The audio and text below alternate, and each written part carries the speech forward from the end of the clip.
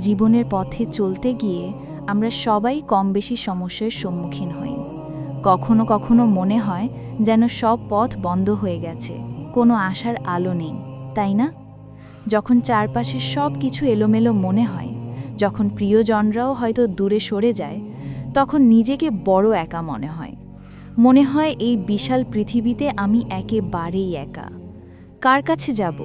কে আমাকে সাহায্য করবে? এমন অনুভূতি কি কখনো আপনার হয়েছে?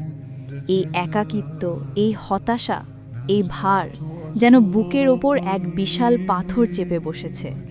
কিন্তু এই কঠিন সময়েই আমাদের মনে রাখতে হবে এক অসীম সত্তার কথা, যিনি সব কিছুর ঊর্ধ্বে, যিনি আমাদের রব, আমাদের সৃষ্টিকর্তা, আল্লাহ সুবহানাহু ওয়া তাআলা। আমরা মানুষ, আমাদের ক্ষমতা সীমিত। আমরা চাইলেও সবসময় একে অপরের পাশে থাকতে পারি না, কিন্তু আল্লাহ, তিনি সব কিছু শোনেন, সব কিছু দেখেন। তিনি আমাদের সবচেয়ে গোপন ব্যথাও জানেন। আল্লাহ তাআলা পবিত্র কোরআনে বলেছেন, আর তোমরা নিরাশ হয়েও না এবং চিন্তিতও হয়েও না। যদি তোমরা মুমিন হও তবে তোমরাই বিজয় হবে।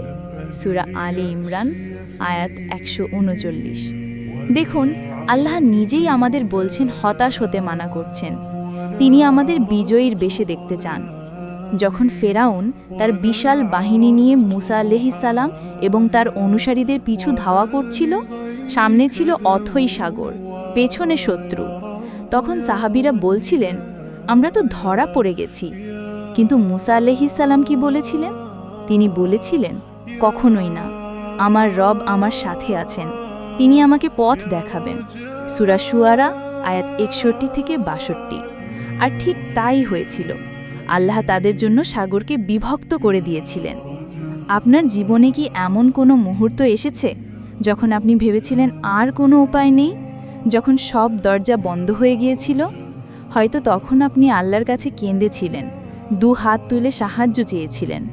আর ঠিক তখনই কোনো এক অপ্রত্যাশিত উপায়ে সাহায্য এসে গিয়েছিল। সেই সাহায্য কে পাঠিয়েছিলেন? তিনিই আমাদের রব, আল্লাহ সুবহানাহু ওয়া তাআলা।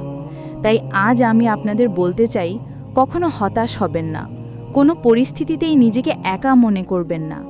কেননা আপনার সবচেয়ে বড় সাহায্যকারী, আপনার সবচেয়ে বড় অবলম্বন, আপনার সবচেয়ে প্রিয় সত্তা, তিনি হলেন আল্লাহ। তার কাছে চান, তার উপর ভরসা রাখুন। দেখবেন আপনার প্রতিটি সংকট তিনি সহজ করে দেবেন। তিনি কেবল দুনিয়াতেই আপনার সাহায্যকারী নন, আখিরাতেও তিনি আপনার একমাত্র অভিভাবক। তাই আসুন, আমাদের প্রতিটি পদক্ষেপে, প্রতিটি দুয়ায়, প্রতিটি কষ্টে শুধু আল্লাহর দিকেই ফিরে যাই। তিনি আমাদের একমাত্র প্রকৃত সাহায্যকারী। আল্লাহ আমাদের সবাইকে হেদায়েত দান করুন এবং তার উপর পরিপূর্ণ ভরসা রাখার তৌফিক দান করুন। আমিন। এই ভিডিওটি যদি আপনার ভালো লেগে থাকে তাহলে অবশ্যই লাইক করুন, শেয়ার করুন এবং আমাদের চ্যানেলটি সাবস্ক্রাইব করুন।